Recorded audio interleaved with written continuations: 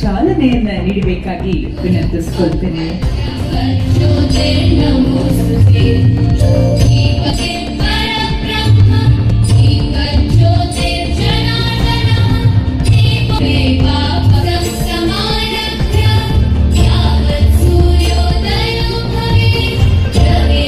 ಪ್ರಶಸ್ತಿ ಸಮಾರಂಭ ಕಾರ್ಯಕ್ರಮ. ಈ ಕಾರ್ಯಕ್ರಮದಲ್ಲಿ ಸುಮಾರು 78 ಸಂಸ್ಥೆಗಳು ನಮ್ಮ ಜಿಲ್ಲೆಯಲ್ಲಿದ್ದಾವೆ. ಹಾಗೆ ಸುಮಾರು 2500 ಜನ ಸದಸ್ಯರು ಮತ್ತೆ ಒಂದು 2500 ಜನ ಲಿಯೋ ಸದಸ್ಯರಿದ್ದಾರೆ. ಇವರೆಲ್ಲ ಒಂದು ವರ್ಷದ ಅವಧಿನಲ್ಲಿ ಅತ್ಯದ್ಭುತವಾದಂತಹ ಸೇವೆಗಳನ್ನ ಈ ನಾಡಿಗೆ ಮಾಡಿರ್ತಾರೆ. ಆ ಸೇವೆಯನ್ನ ಪರಿಗಣಿಸಿ ಅವರಿಗೆ ಪ್ರಶಸ್ತಿಯನ್ನ ಕೊಡುವಂತಹ ಒಂದು ಸಮಾರಂಭವನ್ನ ಇವತ್ತು ಆಯೋಜಿಸಿದ್ವಿ. ಅದನ್ನ ಆಯ್ಕೆನೂ ಕೂಡ ನಾವು ಅದಕ್ಕೋಸ್ಕರ ಒಂದು ಸಾಫ್ಟ್ವೇರ್ ಅನ್ನ ನಾವು ಡೆವಲಪ್ ಮಾಡಿದ್ವಿ.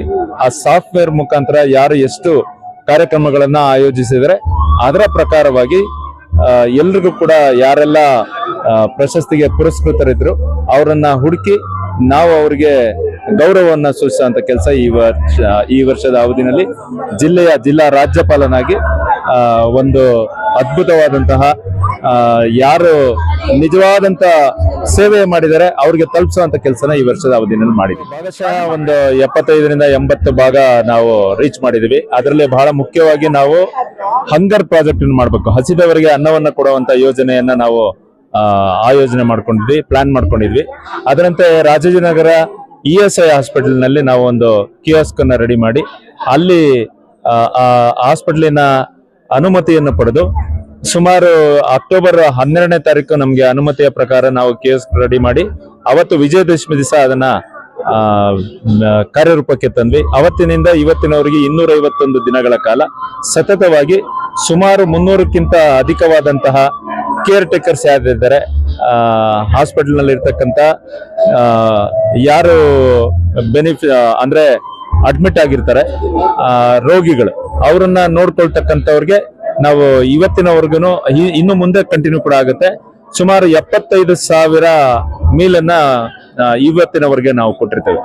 ಅದು ಒಂದು ಯೋಜನೆ. ನಾವು ಕರ್ನಾಟಕ ರಾಜ್ಯ ಸರ್ಕಾರದ ಜೊತೆಗೂಡಿ ಸರ್ಕಾರಿ ಶಾಲೆಯಲ್ಲಿ ಓದ್ತಾ ಇರ್ತಕ್ಕಂಥ ಮಕ್ಕಳಿಗೆ, ತುಮಕೂರು ಜಿಲ್ಲೆಯಲ್ಲಿರ್ತಕ್ಕಂಥ ಓದ್ತಾ ಇರ್ತಕ್ಕಂಥ ಮಕ್ಕಳಿಗೆ ಉಚಿತವಾಗಿ ಕಣ್ಣಿನ ತಪಾಸಣೆಯನ್ನು ಮಾಡುವಂತ ಕೆಲಸವನ್ನ ಈ ವರ್ಷದ ಅವಧಿನಲ್ಲಿ ಮಾಡಿದ್ವಿ.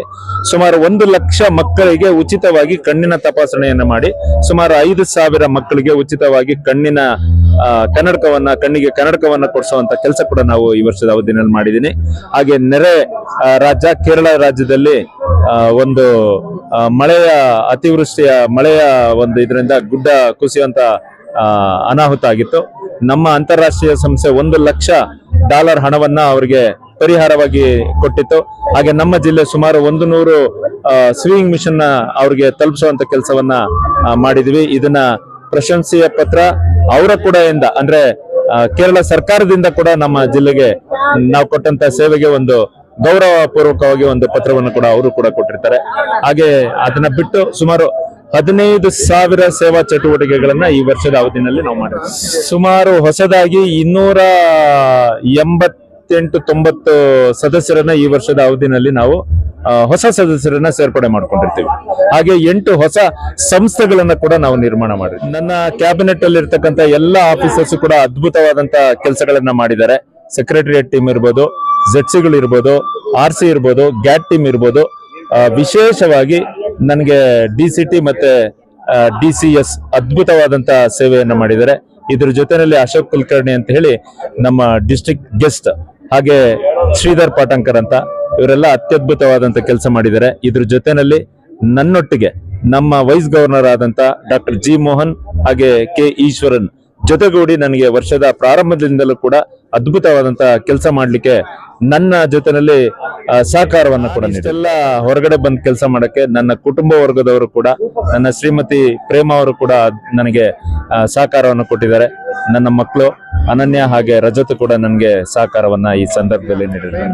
ಅದು ಜೀವನದ ಒಂದು ಭಾಗವಾಗಿ ಮುಂದೆ ಹೋಗ್ತಾ ಇದೆ. ಈ ವರ್ಷಾವಧಿನಲ್ಲಿ ನಮಗೆ ಸಾಧ್ಯವಾದಷ್ಟು ಮಟ್ಟಿಗೆ ಸೇವೆಯನ್ನ ಮಾಡಿದೀವಿ. ನಮ್ಮ ಈ ಉಸಿರು ಇರೋವರೆಗೂ ಈ ನಾಡಿನ ಸೇವೆ ಮಾಡುವಂತಹ ಒಂದು ಕಾಯಕವನ್ನ ಕೂಡ ನಾನು ಇಟ್ಕೊಂಡಿದ್ದೀನಿ. ಅದು ಮುಂದುವರಿತಾ ಇರುತ್ತೆ, ಅದಕ್ಕೆ ಫುಲ್ ಸ್ಟಾಪ್ ಅನ್ನೋದಿಲ್ಲ. Thank you. ಮೊದ್ಲಿಂದನೂ ಇದ್ರಲ್ಲಿ ಸೇವೆಲ್ಲೇ ಇದ್ರು, ಪೊಲಿಟಿಕ್ಸ್ ಅಲ್ಲಿ ಇದ್ರು. ಅದರಿಂದ ನಮ್ಗೆ ಅದು ರೂಢಿ ಆಗ್ಬಿಟ್ಟಿತ್ತು. ಮನೆಗೆ ಜನ ಬರೋದು, ಇವ್ರು ಹೊರಗಡೆ ಓಡಾಡೋದು, ಅದು ರೂಢಿ ಆಗಿತ್ತು. ಅದರಿಂದ ಏನಿಲ್ಲ, ಸೇವೆ ಮಾಡ್ತಾರಲ್ಲ, ಖುಷಿ ಇದೆ ಅಷ್ಟೇ. ನಮ್ಗೆ ಖುಷಿ ಪರಿಶ್ರಮದಿಂದನೇ ಇದೆಲ್ಲ ಆಗಿರೋದು. ಮತ್ತೆ ಎಲ್ಲಾ ಡಿಸ್ಟ್ರಿಕ್ಟ್ 317 ಎಲ್ಲಾ ಮೆಂಬರ್ಸ್ ತುಂಬಾ ಸಪೋರ್ಟ್ ಮಾಡಿದ್ದಾರೆ, ಹೆಂಗ ಕಷ್ಟಪಟ್ಟಿದ್ದಾರೆ, ಎಲ್ಲಾ ತರದ ಸೇವೆಗಳನ್ನ ಮಾಡಿದ್ದಾರೆ. ಅವರೆಲ್ಲರಿಗೂ ತುಂಬಾ ಇದು ಅಭಿನಂದನೆ ಹೇಳ್ತಾ ಥ್ಯಾಂಕ್ ಯು ಸೋ ಮಚ್. ಇಷ್ಟೆಲ್ಲ ಸಪೋರ್ಟ್ ಮಾಡಿರೋದಕ್ಕೆ.